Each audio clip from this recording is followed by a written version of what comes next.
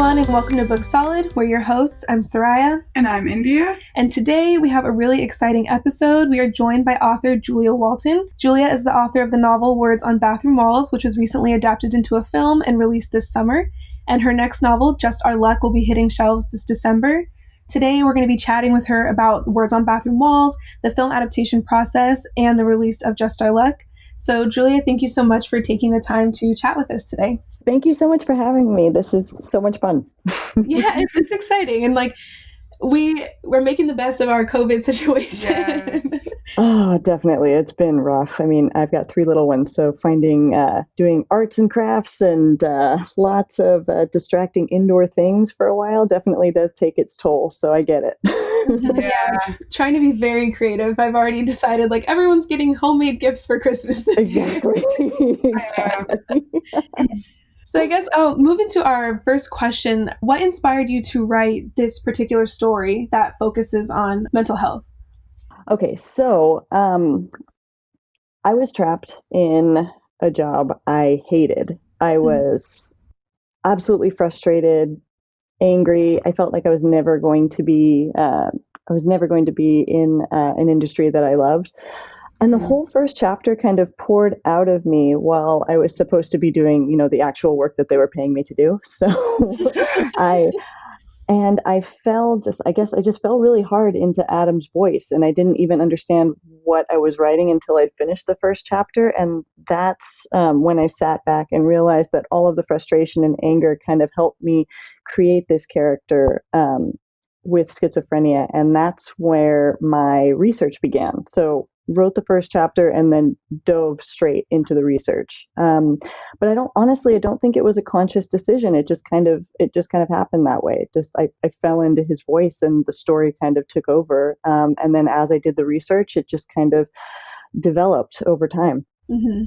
And that's something that Indy and I were discussing when we started reading your book, is just how refreshing it was to see this story being told. Mm-hmm. Because I feel like, mental health in general, there's such a huge stigma surrounding mental illness. Definitely. But even with disorders such as paranoid schizophrenia, we never really have stories that approach people with this disorder as full people, and the struggle that they're going through and the impact it has on their life. And so it was just really nice to see a story being told that illuminates all of that.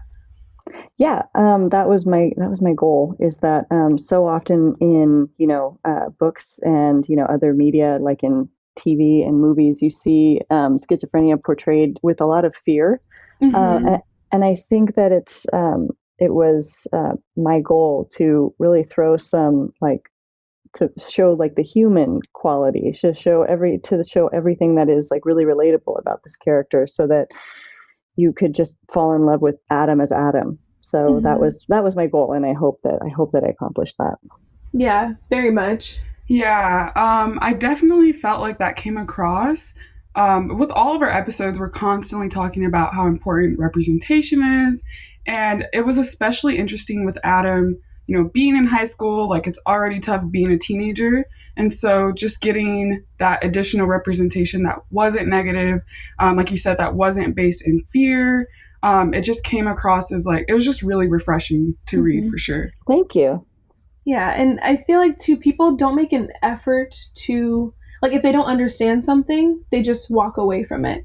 Yeah. And I have people in my own family who have been diagnosed with paranoid schizophrenia, and so it's just I really think there needs to be an education, in society, for people to understand, like you're saying, most people are not violent, they don't pose a danger to others, and just removing that stigma, mm-hmm. and really diving into these stories. Yeah, I agree. I think that I was really conscious of, I was trying to get as much, what's the word, while I was doing the research, I read about all of the drugs currently being prescribed to treat schizophrenia, use that information to create my fictitious drug, and then mm-hmm. reading articles online, handbooks for family wanting to help, other friends and family who have the illness, articles written by people living with schizophrenia. And then one of my beta readers had direct personal experience. So they were all of those things I tried to use to create, honest representation of Adam. So that was my goal.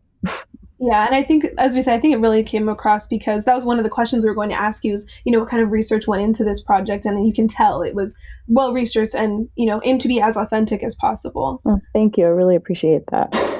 And yeah, I just wanted to say, so while reading the book, I couldn't help but feel like I've met an Ian or a Maya in my own life. Um, were there any characters based off of people you've encountered in your life? Oh man, this is the question. So Adam is, I mean, there's a lot of me in Adam for sure. But Maya is a lot of my husband. So it's like, I guess, the seeds of our personalities in those characters. So yeah, I took a lot. Like even those quotes from the book where, and from the film actually, where he kind of criticizes Maya for being a robot. I have said that directly to my husband before. So that was like, I was like, oh, that part's not even fiction. But like, but yeah, it was just the seeds of I think our personality to create it. There's a lot of honesty in there, and I think that's why it was so easy to just build such a loving relationship between all of the characters who surrounded Adam.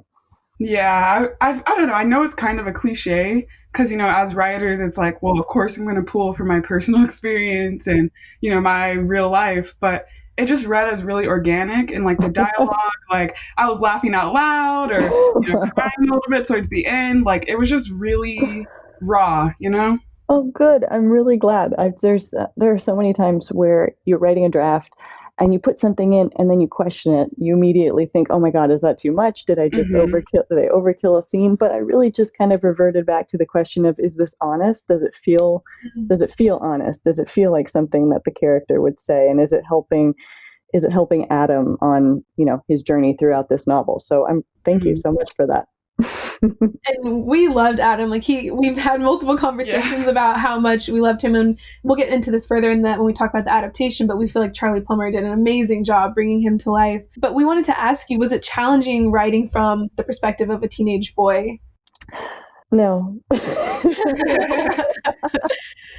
And I don't say that in, I'm not trying to criticize the perspective of a teenage boy. It was so natural. Like people have asked me, like, how did you create Adam's voice? And I'm like, I don't think there wasn't ever a moment where I thought that I couldn't.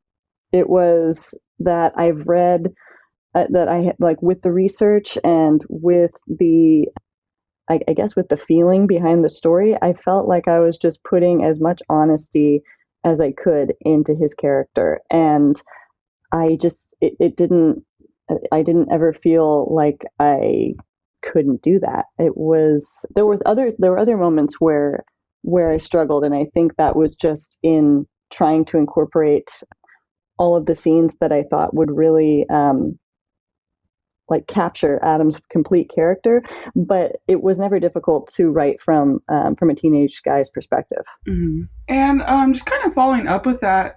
So in the book, Adam, of course, there's that incident at his high school. He then transfers to a private Catholic school. What made you decide on the Catholic school as a setting? Oh, because I went to Catholic school, so Ah. that was all personal experience. Even talking about, like I said, a lot of Adam like kind of just flowed through me.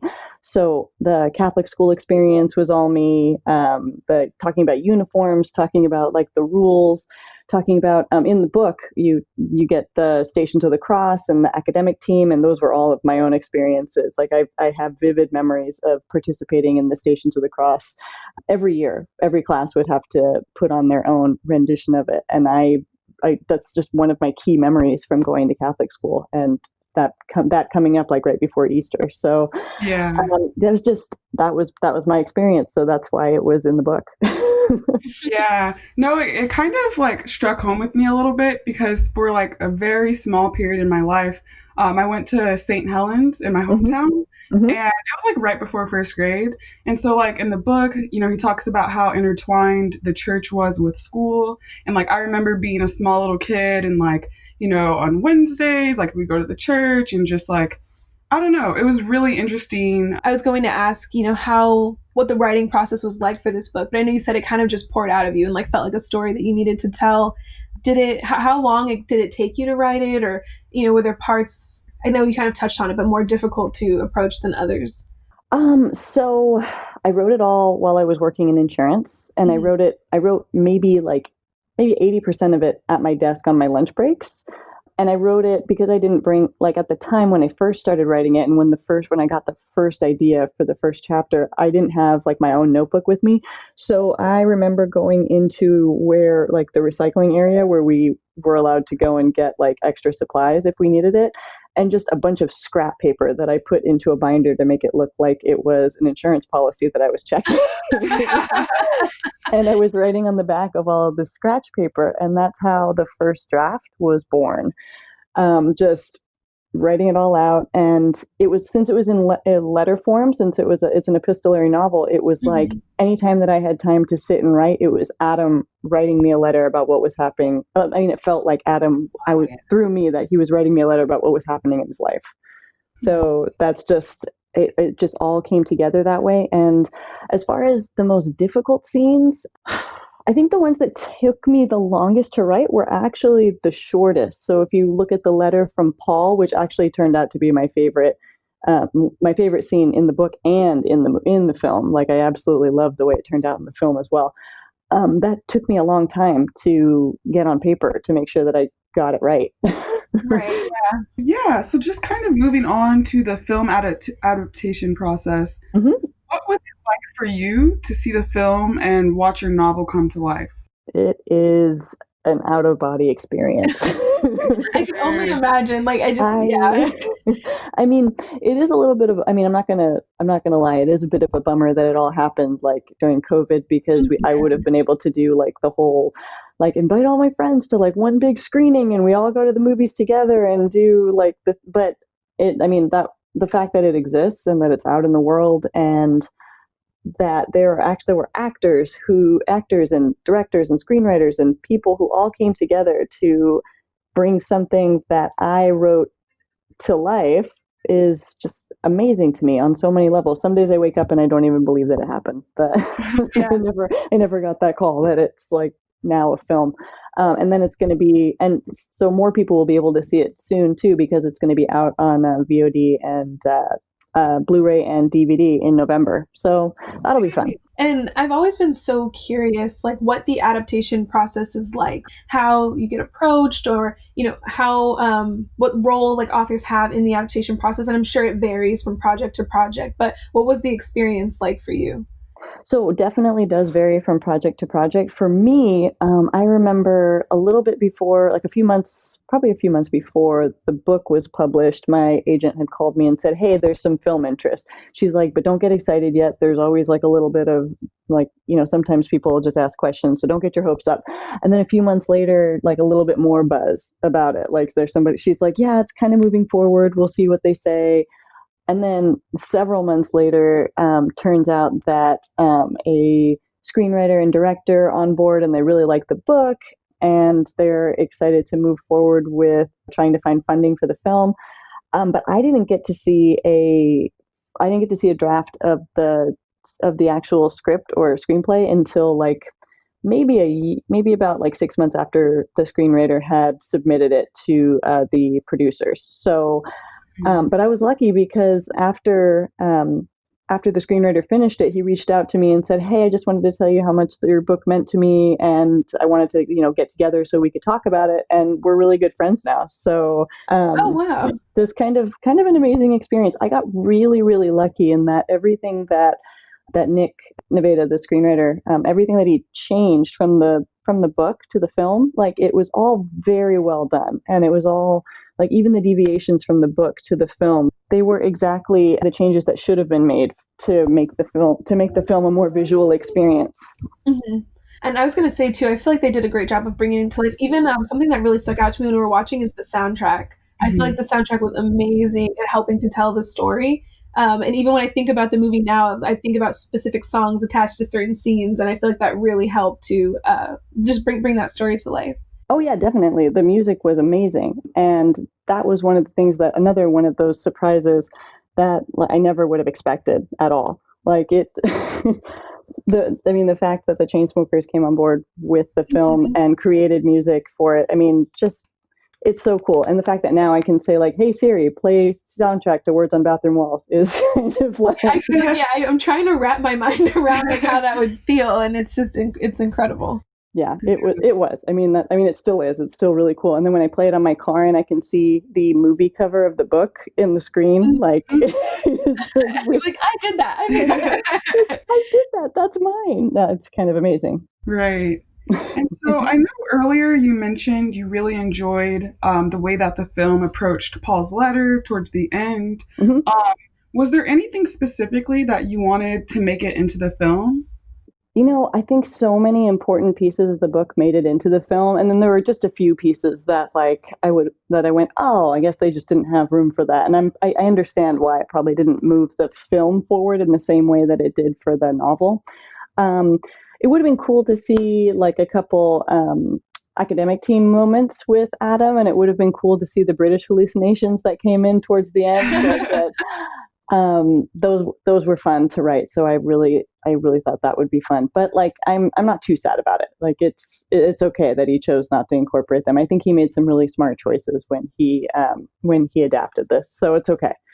Yeah, that's something that we always keep in mind, because we always have conversations about like adaptations and stuff, and we're like die hard verbatim from the book, but then it's like that sometimes it doesn't make sense like in the context of a film for it to be exactly as it is in the book. And so just like opening my mind to like allowing those changes, because like the film itself for any project, I feel like they always still make it a very like cohesive, and like if it's true to its source, but then it's still kind of its own entity in a way. Oh yeah, definitely. And that's another thing that I always I've been saying since I saw the film, is just that I think Nick and Tor, the director, they did a really good job of just preserving the heart of the film, and I mean the heart of the novel. And I think that's very difficult to do, but they really did. There was so much love involved in creating this film. I really, really believe that. And it shows for sure. Yeah.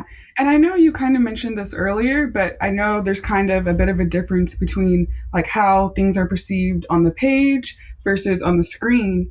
And so like one thing we were talking about when we watched it was that in the book, when Adam is speaking with his psychiatrist, he doesn't, right? It's all via his notebook. And so we really get this like, and we're in his head, we're in that moment with him. But then in the film, it's kind of like this monologue format. And I realized, visually it might be a lot easier for the audience to connect with him in that moment, as opposed to witnessing him, writing in his journal and a voiceover. So like like Soraya was saying, like we're diehard, like, okay, it's got to be just like the book.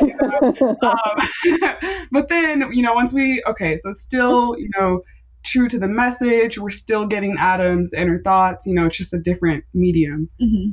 Yeah, exactly. No, and I agree with you. And I remember that moment trying to imagine like, oh, how is he going to do that part? But I think that for the film, that format was probably the most effective in getting the audience like into the story immediately. So I think that was a good choice.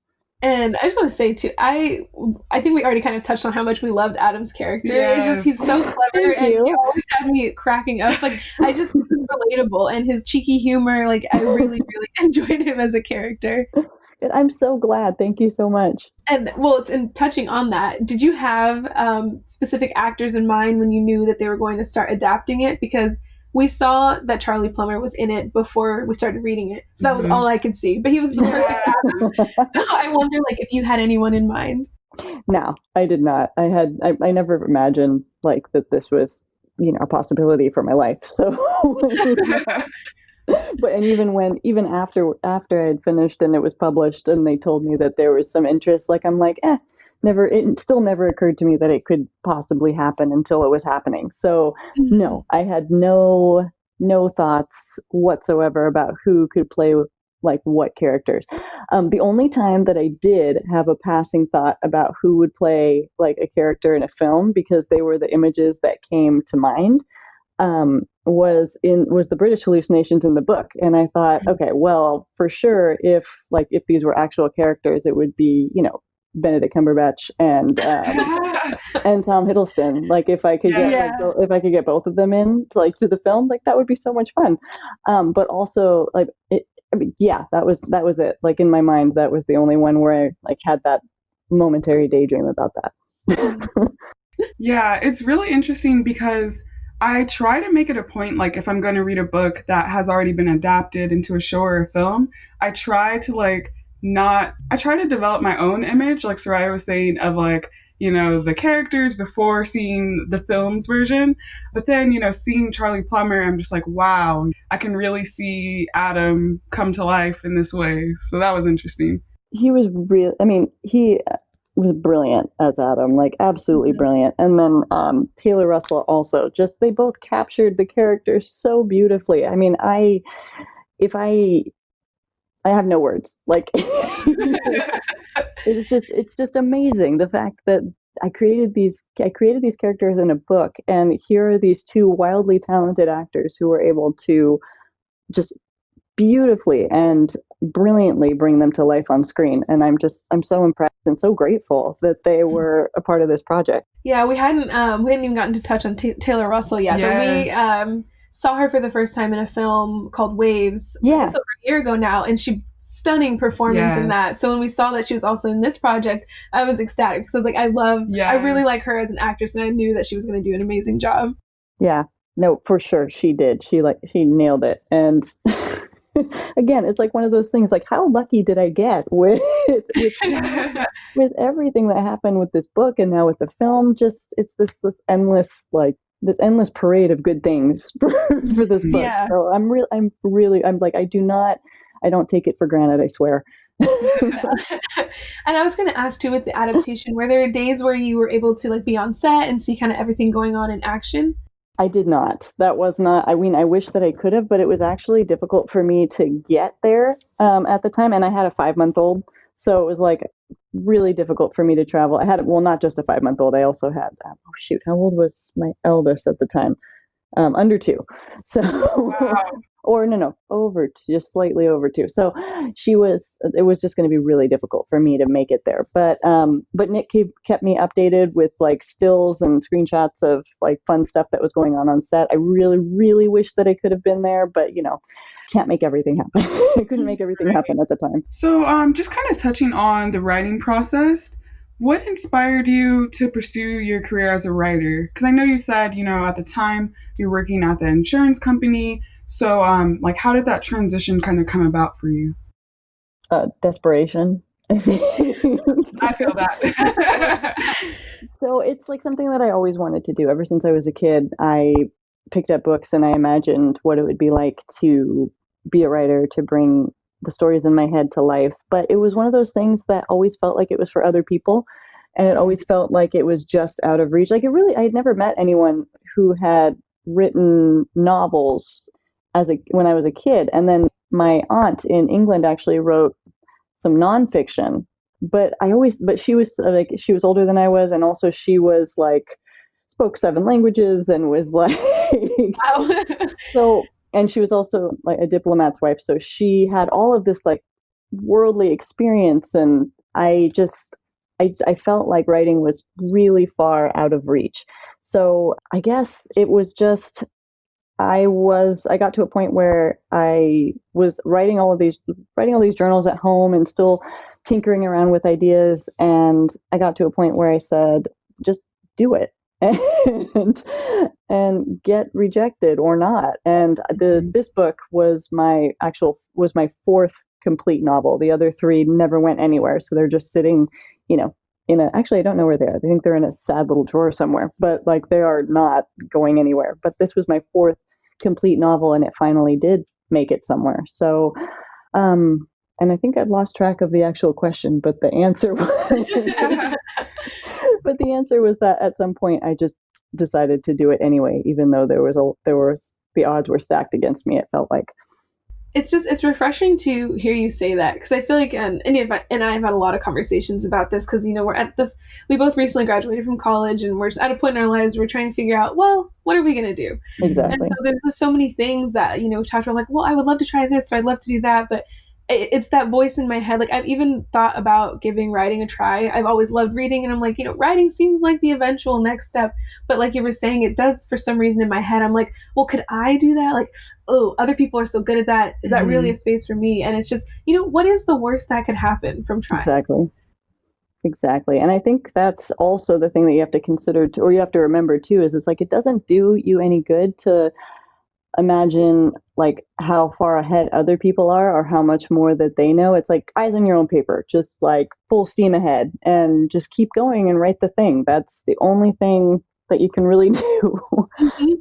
Yeah, that has definitely become our new mantra. It's just, what's the worst that can happen? Yeah, literally. Oh, God. Maybe not this year. That's like a terrible thing to say. Oh, yeah. A little too timely. Oh, man. It can only get better, right? Right? Here is hoping. And just kind of out of curiosity, we definitely nerd out a bit on the show about like our favorite authors and actors and everything. Could you tell us a little bit about your favorite authors or any authors who have influenced you along the way? Yeah, definitely. I mean, I think that as a kid, I read all of Roald Dahl's stuff like in one summer. I finished all of it. Charlie and the Chocolate Factory is one that stuck with me for a really long time.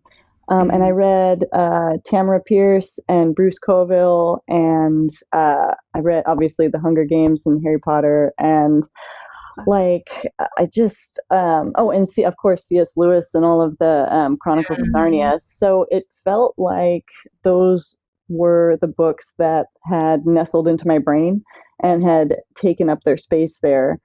And they really did influence they definitely influenced my early drafts too, and then my first steps towards where I am now. Mm-hmm.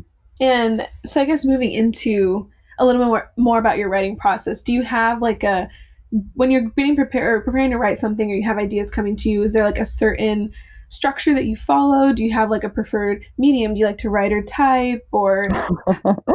I used to, and then I had kids, so it's no joke. Like, it is hard when you have kids and you have to change your whole way of working. But before I had my daughter, my eldest daughter, I had a notebook and I went to the library and I could sit there and I could write like 3,000 words and come home, and that would be like a lovely afternoon. And after work or on a weekend or whatever, like I'd have some time to do that, and but now, like when I wrote Just Our Luck, a lot of it was on my phone in the notes app while I was nursing, and a lot of it was just on scattered notebooks whenever I had time, because I couldn't always get to my computer and sit there and tinker away at scenes like I needed to. It's just now it's kind of a survival. Like I write when I can and I squeeze it in whenever I can. That's what it is. And the best writing happens when all of my kids are distracted or asleep. That it's changed so much. I used to love to just sit there with a notebook, and I can't have like pretty notebooks or anything. They have to be really like cheesy, boring notebooks, because if they're too pretty, if they're like leather bound or too pretty, then I'm intimidated. And I'm like, but what if what I write sucks and this journal is prettier than the words I put in it, and I can't handle that. So yeah. So that's it. That's my weirdness. Hey, if it's the method that works, So do you have like, do your ideas just kind of come to you naturally, or you just like get a flicker of something, or do you like dedicate time of like, okay, what are some ideas or some stories that I think I might want to tell? I think it's a little bit of all of those things that you just said. Like with Words on Bathroom Walls, the idea just kind of hit me while I was at my desk, and it really did feel like a train just going straight through my brain. And I had to write down all the notes, and I knew exactly what the beginning and the end was going to be. I knew immediately what the arc of the story was. And then some of them I have to tinker a little bit harder once I know the general idea of where I want to go. But yeah, so it's been different every time. Some stories will come to me immediately. And once in a while I do make a list of like topics that I'd like to dive into eventually, but I always find that it's more challenging to really immerse myself in the story if I don't have a really clear idea of what the end result is going to be. So when I start a story, I like to know exactly what situation I'm starting the story with, and then where I want the character to be at the end. Those are the two things that I absolutely have to know. And that was going to be like my next question too, is like, do you write in chronological order? I know some people start with like their beginning, their ending, and then fill in the middle. And Sometimes. I do write once I finish like a solidish draft.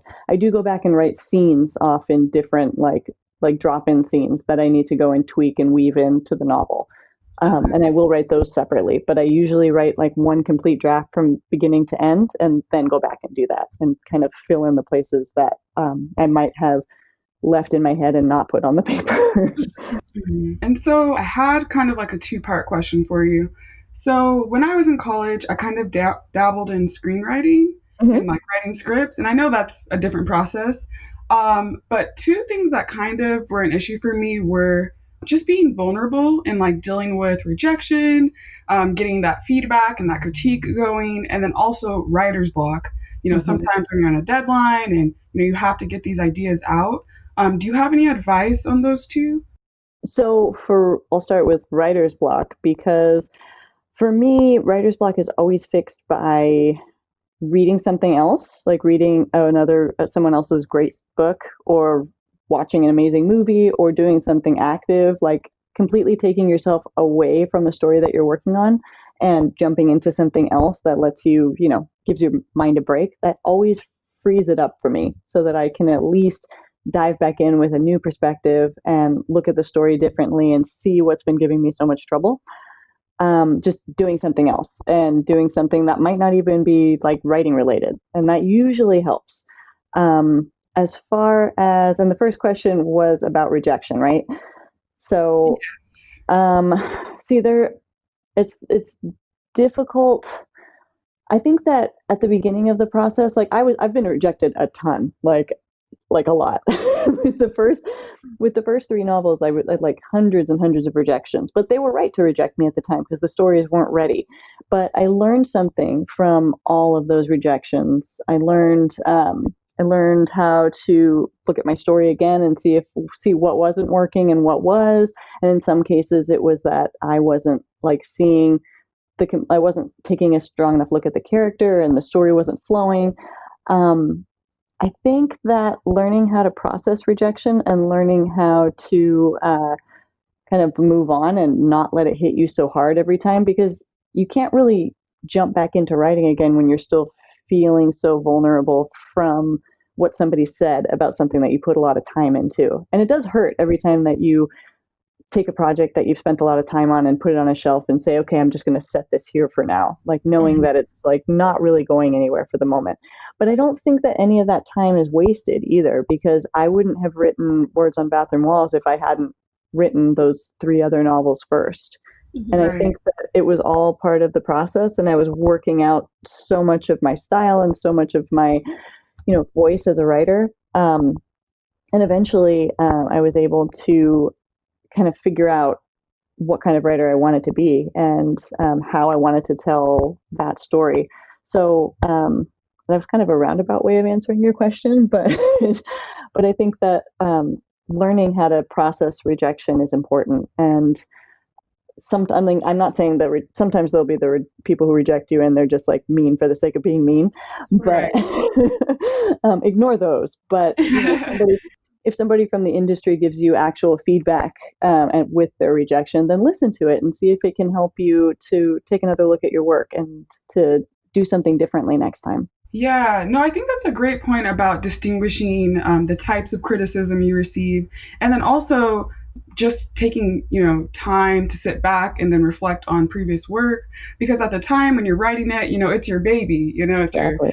something you're really passionate about. You've spent so much time on it, and so to get that criticism, you're still kind of in that moment because you just wrote it. But then, a year later, 2 years later, when you're onto your next work, you can look back and be like, oh, actually I've learned a lot more since then, or I'm writing in a different style now, or, just more.